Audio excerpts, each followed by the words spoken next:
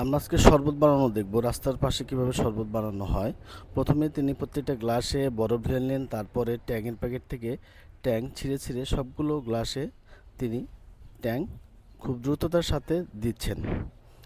সবগুলো গ্লাসে ট্যাং দেওয়ার পরে তিনি লেবু কেটে নিচ্ছেন। প্রত্যেকটা লেবু কেটে নিয়ে গ্লাস ওয়াইজ লেবু কেটে নিয়ে লেবু কাঁচার দিয়ে সুন্দর করে লেবুর রসগুলো গ্লাসের মধ্যে নিপুণ কৌশলে দিচ্ছেন।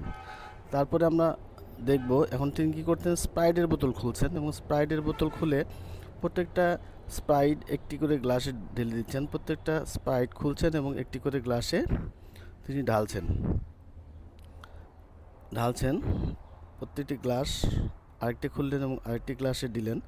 এরপরে তিনি সুন্দর করে প্রত্যেকটি গ্লাসে স্ট্র দিয়ে দিচ্ছেন এবং একটু নাড়ানি দিয়ে দিচ্ছেন।